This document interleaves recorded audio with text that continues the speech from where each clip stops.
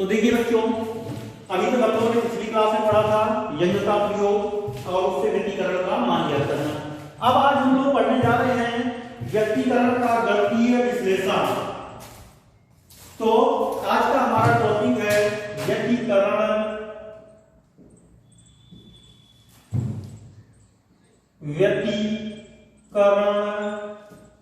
का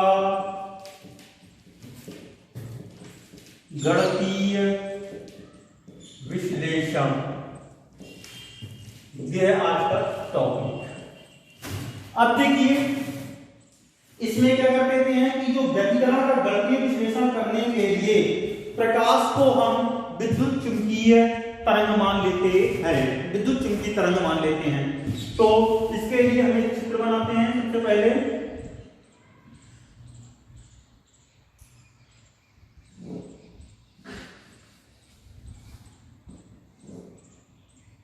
S एक वर्णीय प्रकाश स्रोत है, इसके आगे और इसके समांतर दो अन्य S1 व S2 प्रकाश स्रोत इससे कैपिटल D दूरी पर एक पर्दा स्थित है।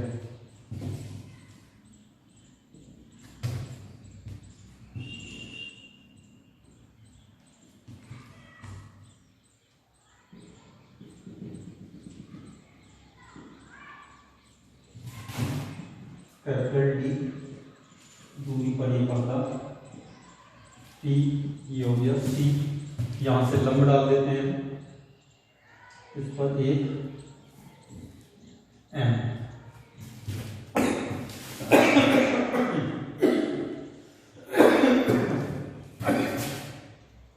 इसका नाम A दे देते हैं। ये एंगल हमारा कितना है, थीटा। ये एंगल भी होगा हमारा थीटा।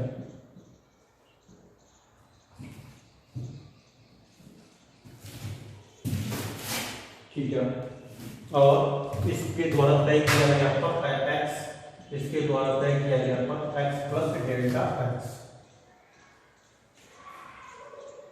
डेल्टा x है।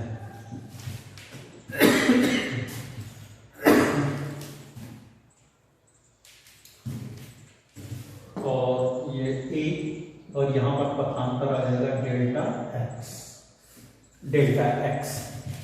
ठीक है, तो इस चित्र को आप सबसे पहले बना लीजिए, फिर इसके बाद में आगे हम लोग आगे बात करेंगे इसके आगे। तो सबसे पहले आप चित्र बनाइए बेटा।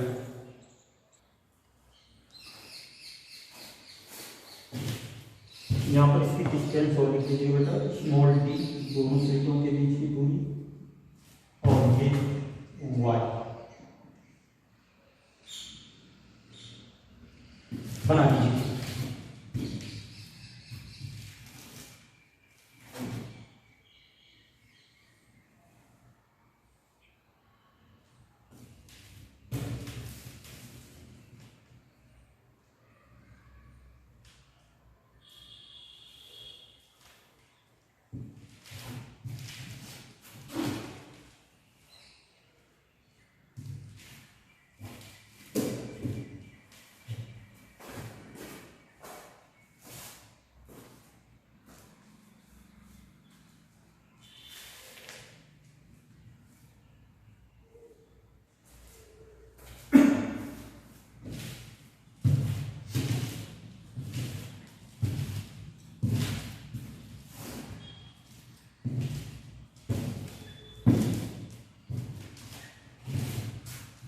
बन गया होगा मेरा चित्र। अब इसमें लिख देंगे व्यक्तिकरण का गणितीय विश्लेषण, व्यक्तिकरण का गणितीय विश्लेषण करने के लिए, व्यक्तिकरण का गणितीय विश्लेषण करने के लिए प्रकाश को विद्युत चुंबकीय तरंग, प्रकाश को विद्युत चुंबकीय तरंग मान लेते हैं।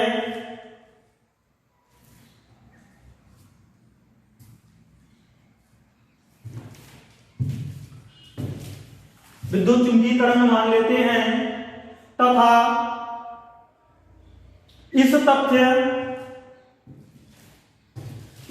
का ध्यान रखते हैं कि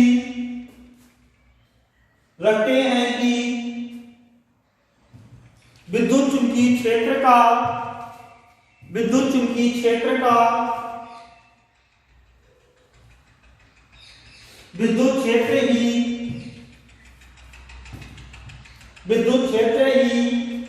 प्रकाशिक प्रभावों के लिए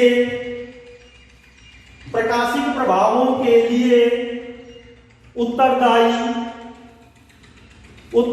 होता है।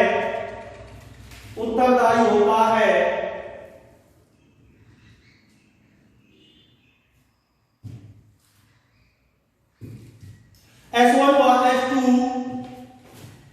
व S2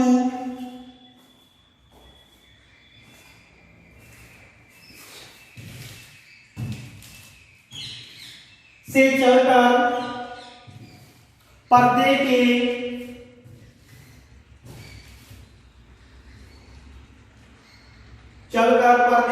बिंदु P पर पहुंचने वाली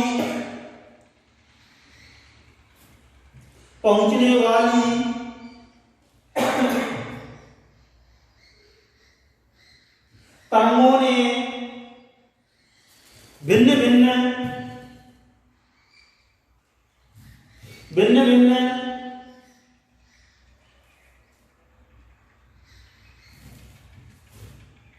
भिन्न पथांतर या भिन्न भिन्न दूरियां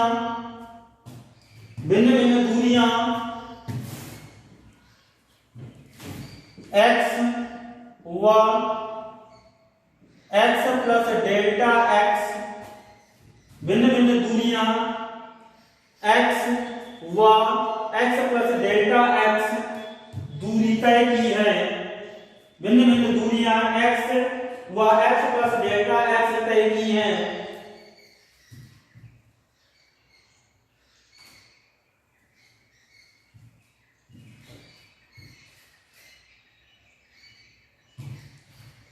इन दोनों तरंगों के कारण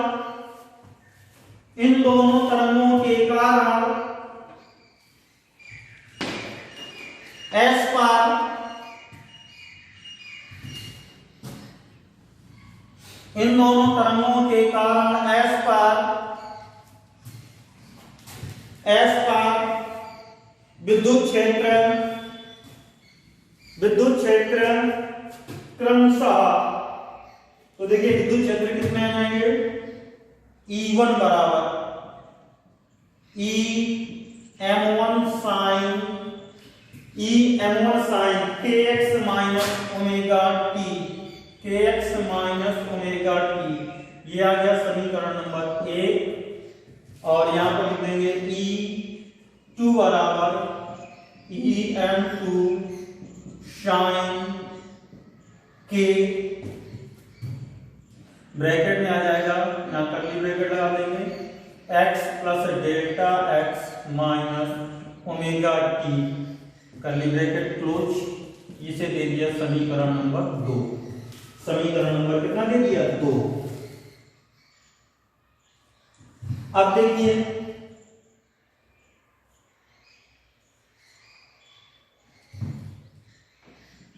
E2 बराबर, इसको ऐसे लिख देता हूं, EM2 sin kx minus omega t plus 5, ये आ गया आपका समीकरण नंबर 3। तो देखिए 5 कहां से आ गया, 5 आ जाएगा आपका कलांतर तथा पथांतर से संबंध, क्योंकि डेल्टा 5 बराबर होता है आपका किसके, k डेल्टा x के, k इंटू हमारा किसके आ जाएगा, डेल्टा x के।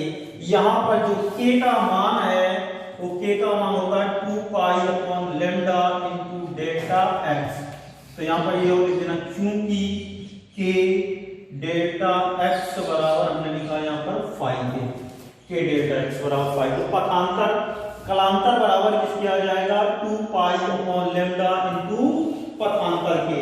ठीक है, तो इसको चाहे हिंदी में लिख सकते हैं हम, कितना, कलांतर बराबर 2 पाई अपॉन लैम्डा इंटू पथांतर, इंटू किसके आ जाएगा, पथांतर के। यहां ओमेगा कोणीय आवृत्ति, यहां ओमेगा कोणीय आवृत्ति और लैम्डा तरंगदैर्घ्य है, लैम्डा तरंगदैर्घ्य है, लैम्डा तरंगदैर्घ्य है। अब देखिए इसके बाद में बिंदु P पर पहुंचने वाली तरंगों के पथांतर डेल्टा x में कलांतर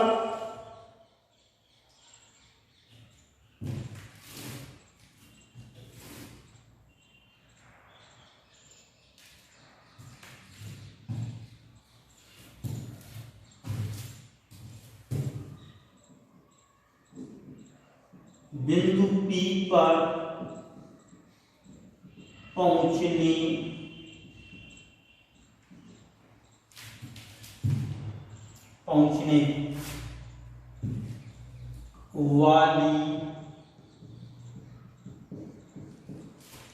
वाली तरंगों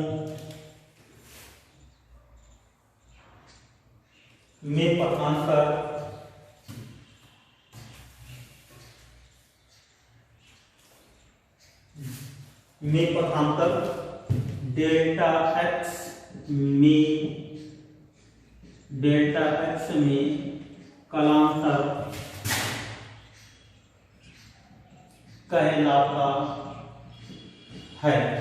कहलाता है।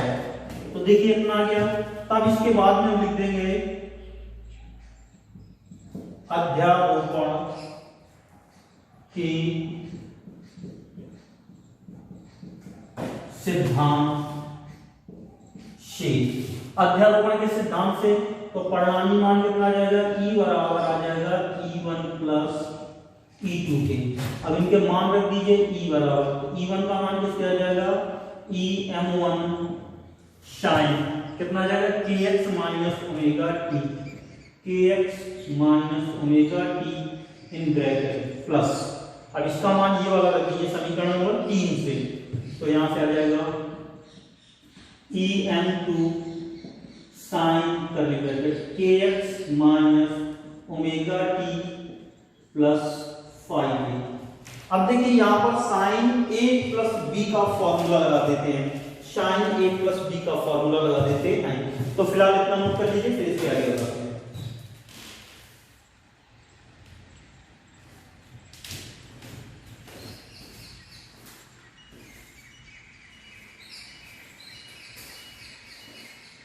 तो देखिए सूत्र, यहां पर मैं सूत्र लिख देता हूं, साइन a प्लस b बराबर आपका sine a cos b plus cos a sine b। इस सूत्र की सहायता से इसको सॉल्व करते हैं। नोट करिए पहले।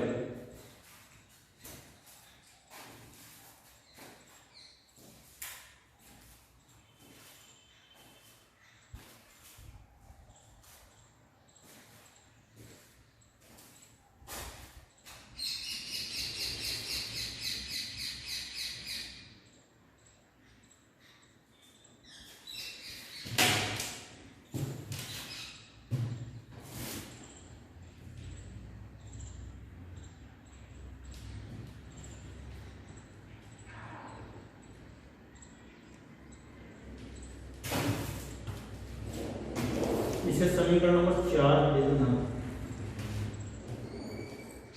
कलांतर और पथांतर वाले।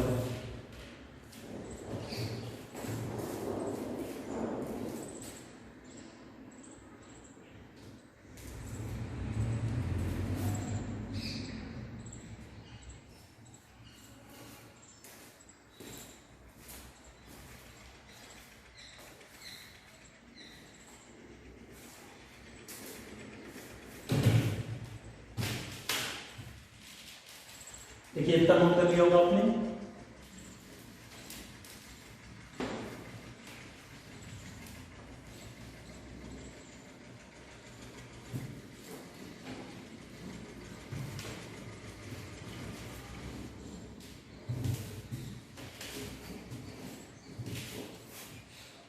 अब देखिए यहाँ पर फॉर्मूला लगाते हैं, तो यहाँ से कितना जाएगा आपका E बराबर EM1 sine kx minus omega t, ये ऐसे जाएगा प्लस यहाँ पर आ जाएगा EM2 कर लीजिए।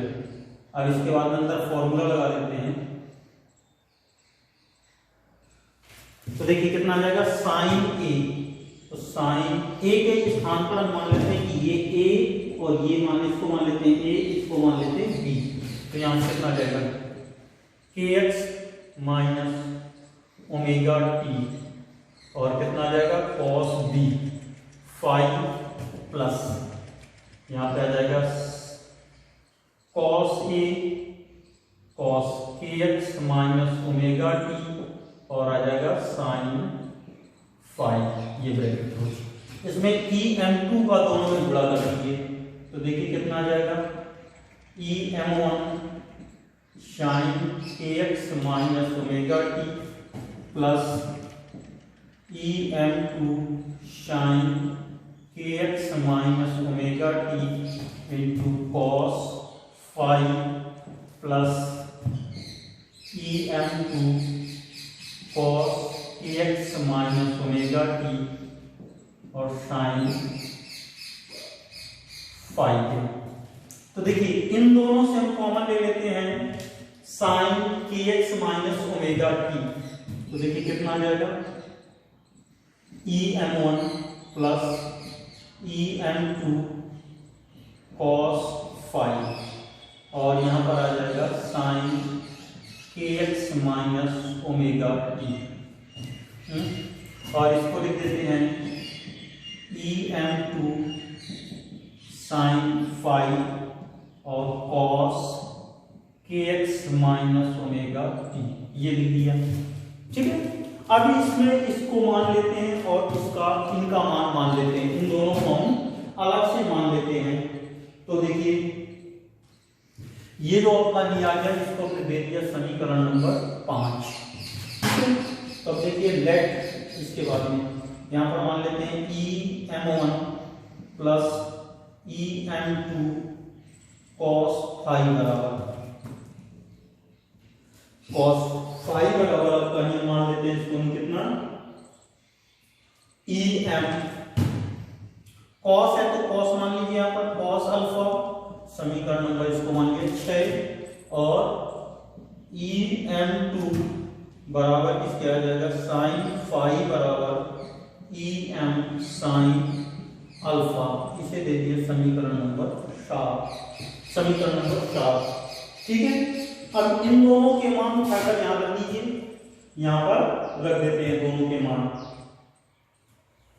तो देखिए कितना आ जाएगा E बराबर आपका नहीं आ जाएगा, इसका मान यहां रखते हैं तो कितना आ जाएगा cos का मान आ जाएगा, तो यहां से आ जाएगा EM cos alpha sign kx minus omega t plus यहां पर आ जाएगा EM साइन अल्फा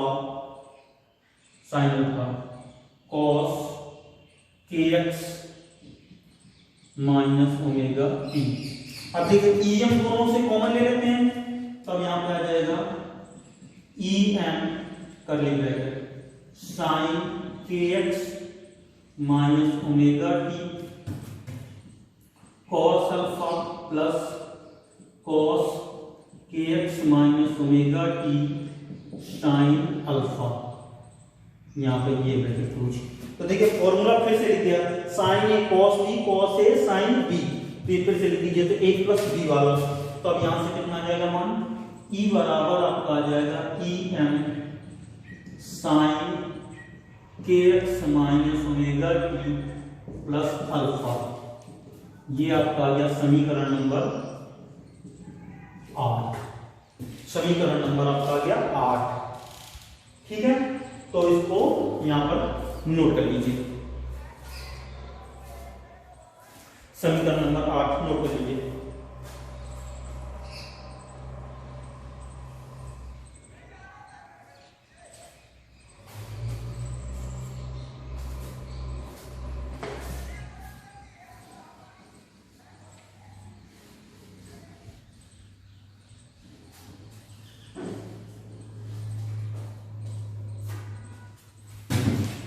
देखिए यहाँ पर जो EM है ये परिणामी तरंग का हमारा क्या है, आयाम है।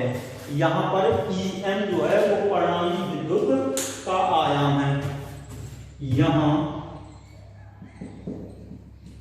EM परिणामी विद्युत तरंग का आयाम तथा अल्फा परिणामी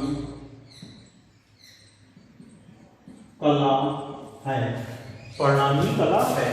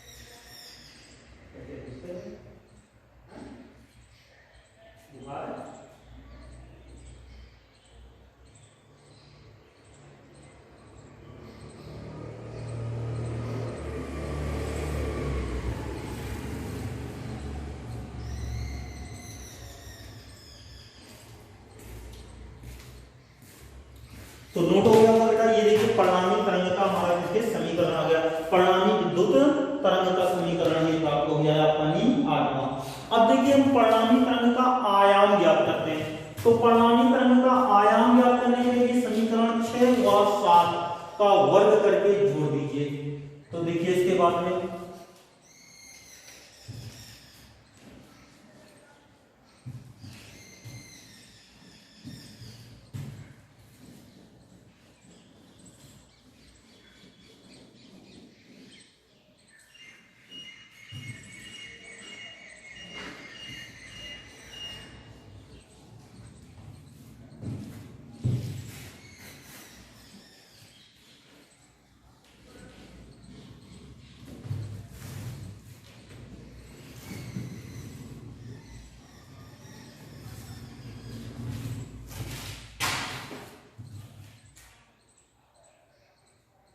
अब देखिए इसके बाद में परिणामी तरंग का आयाम ज्ञात करने के लिए, परिणामी तरंग का आयाम ज्ञात करने के लिए समीकरण 6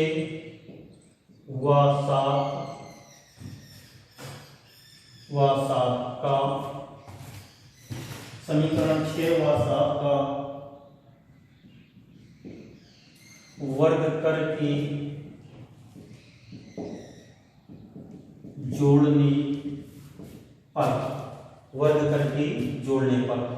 अब देखिए वर्ग करके जोड़ देते समीकरण 6 और 7 का।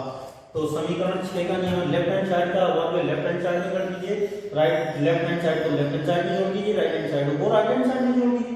अब देखिए यहाँ से कितना आ जाएगा, em cos अल्फा का whole square plus em sin alpha का होल स्क्वायर बराबर em1 plus em2 cos phi का whole square plus em2 sin phi का होल स्क्वायर ये आ गया। अब देखिए इसको जोड़ लीजिए, कितना आ जाएगा, em square cos square alpha plus em E M sine square alpha बराबर, यहाँ देखिए a प्लस बी का होल स्क्वायर लग जाएगा, तो यहाँ से आ जाएगा E M one square plus 2em1 em2 cos phi plus em2 square cos square phi plus em2 sin square phi, ये इसका वर्ग हो गया। इतना आ गया। अब इस चित्र की आवश्यकता नहीं, चित्र को रखा है।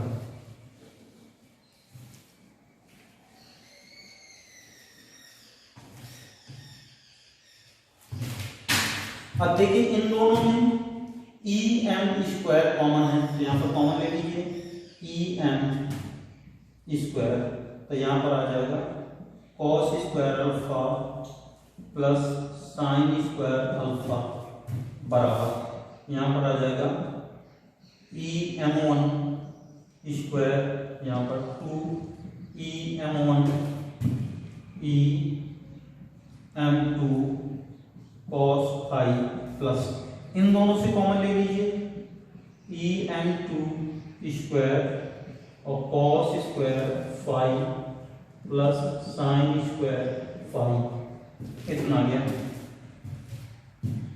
तो अब देखिए ये मान 1 हो जाएगा, ये भी मान 1 हो जाएगा, तो यहाँ पर कितना आ जाएगा ई एम स्क्वायर बराबर E M one square plus E M two square plus 2 E M one E M two cos phi. तो देखिए ई एम बराबर आपका आ जाएगा under root E M one square plus E M two square plus 2 E M one E M two cos phi है, तो ये मान आपका किसके आ गया, ये मान आपका आ गया समीकरण नंबर, इसको हम दे देते हैं 9। ये मान जो निकला है ये परिणामी विद्युत हमारे किसके, परिणामी विद्युत तरंग का हमारा किसके आ गया है, आयाम का मान, परिणामी विद्युत तरंग की आयाम का मान। अब इसके बाद में देखिए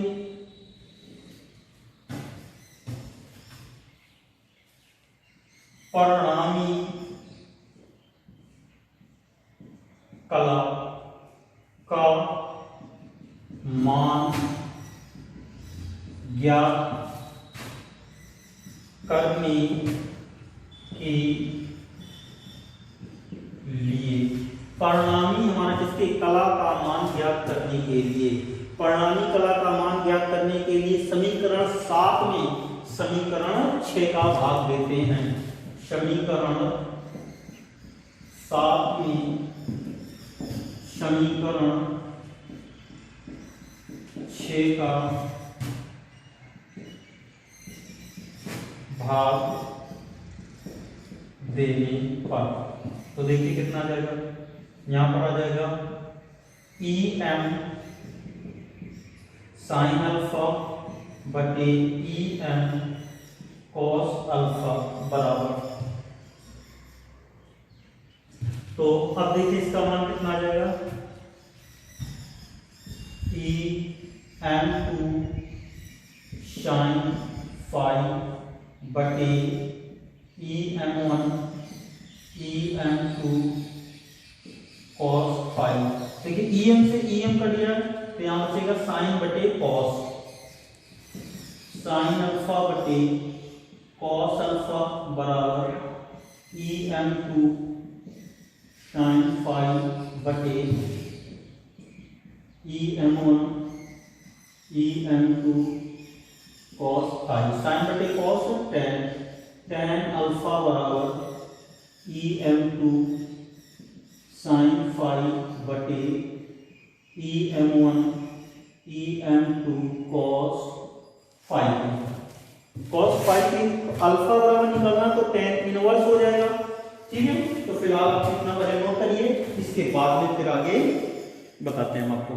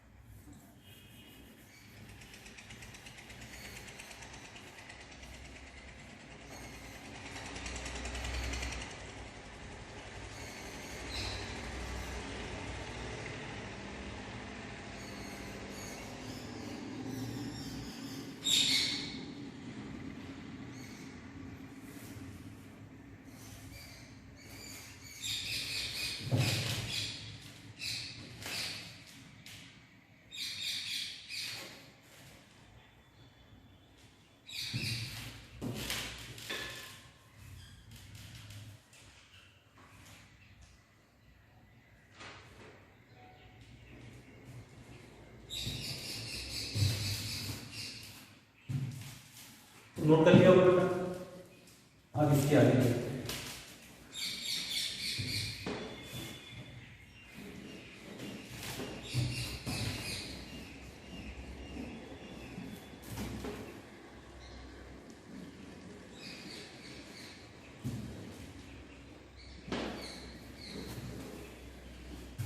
देखिए यहां से tan अल्फा बराबर है, तो अल्फा बराबर किसके आ जाएगा, अल्फा बराबर आ जाएगा tan इनवर्स इन ब्रैकेट कितना आ जाएगा em2 sin फाई बटे em1 plus em2 cos phi, ये आ गया। अब इसको दे दिया हमने समीकरण नंबर अपना 10।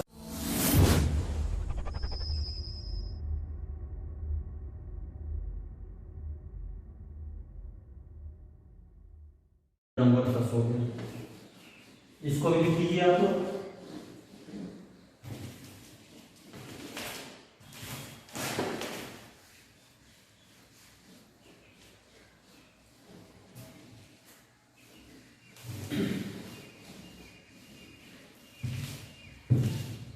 अब देखिए इसके बाद हम बता दें कि परिणामी कण की तीव्रता उसके आयाम के वर्ग के समानुपाती होती है, आयाम के वर्ग के समानुपाती होती है। तो यहां से लिख देंगे परिणामी तरंग की तीव्रता आयाम के वर्ग के, आयाम के वर्ग के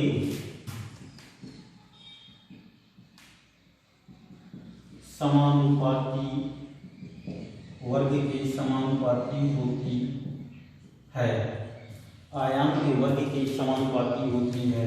तो I डायरेक्टली प्रोपोर्शनल टू हमारे किसके आ जाएगा em स्क्वायर के, em स्क्वायर के।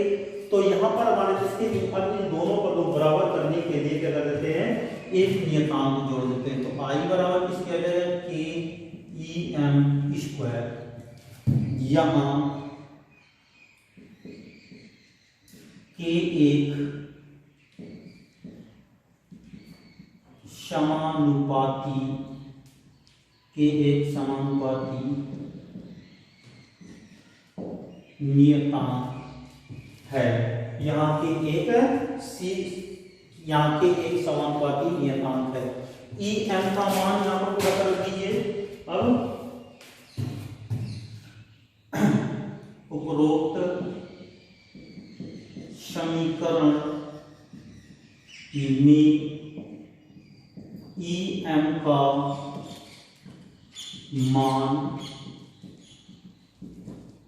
रखने पर तो देखिए कितना जाएगा I बराबर k em का मान आपने समीकरण नंबर 9 में निकाला था, कितना आ जाएगा under root em1 square plus em2 square plus em1 em2 cos phi का होल स्क्वायर। अब देखिए ये स्क्वायर से ये अंडर रूट क्या हो जाएगा, आपका मान अंडर रूट का मान क्या हो जाएगा, खत्म हो जाएगा, यानी कि अंडर रूट कैंसिल हो जाएगा। तो देखिए मान कितना आ जाएगा आपका, तब आपका आ जाएगा I बराबर k em1 square plus em2 square plus em1 em2 cos phi. अब देखिए k का मल्टीप्लाई कर दीजिए पूरे में, I बराबर कितना जाएगा k em1 square plus k em2 square plus 2k em1 em2 cos phi के आ गया। अब देखिए चूंकि I1 बराबर आपका किसके आ जाएगा k E M one square तथा I2 बराबर किससे आ जाएगा के ई एम टू स्क्वायर। अब दोनों पक्षों का वर्गमूल ले लीजिए, अंडर रूट I1 बराबर किससे आ जाएगा अंडर रूट के ई एम वन तथा अंडर रूट I2 बराबर अंडर रूट के ई एम टू के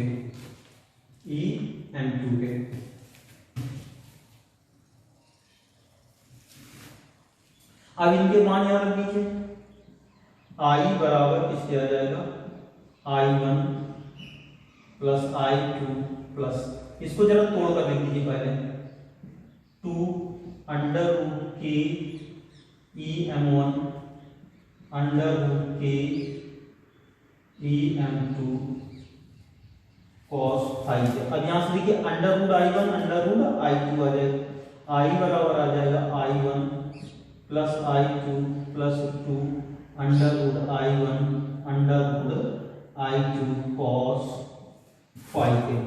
ये इसको ऐसे लिख सकता हूं मैं, I बराबर I1 plus I2 plus 2 under root I1 I2 cos five के।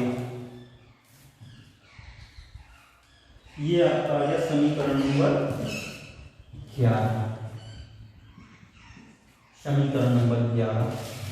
यहां पर जो I1 व I2 है वो स्रोत S1 व S2 से संबंधित तीव्रताएं हैं। तो यहां पर चाहे तो लिख देंगे, यहां I1 व I2 स्रोत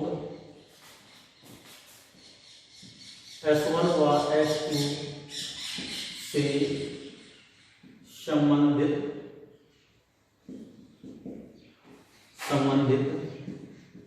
तीव्रताएं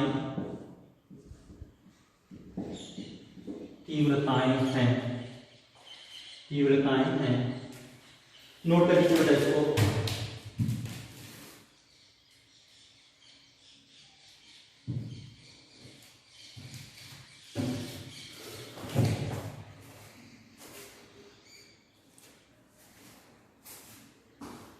यहां पर एक और चीज लिख लीजिएगा, I1 बटे I2,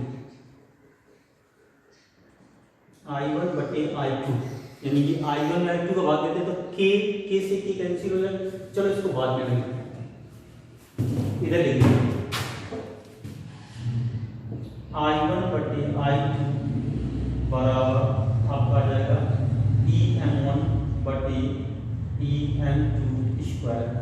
या इसको ऐसे लिख सकता हूँ, I1 बटे I2 बराबर EM1 बटे EM2 का होल स्क्वायर।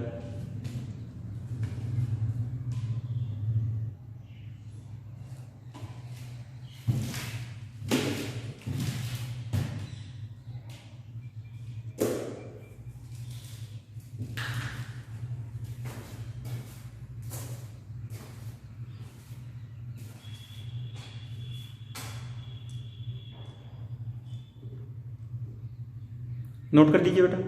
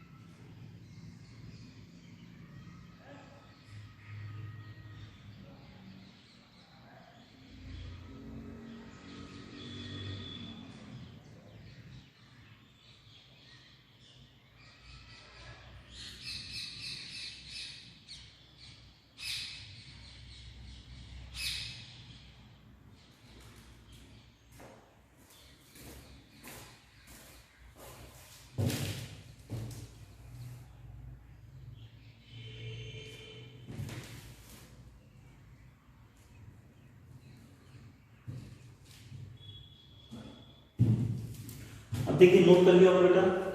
अब इसके बाद में हम लोग देखिए जो बिंदु P था बेटा, बिंदु P पर परिणामीकरण की तीव्रता दोनों तीव्रताओं के योगफल से भिन्न है, योगफल से भिन्न है। इनका हमारा किसके मान कलांतर फाई पर निर्भर करता है। कलांतर मान किस पर निर्भर करेगा? फाई पर निर्भर करता है। तो देखिए फिर इसके आगे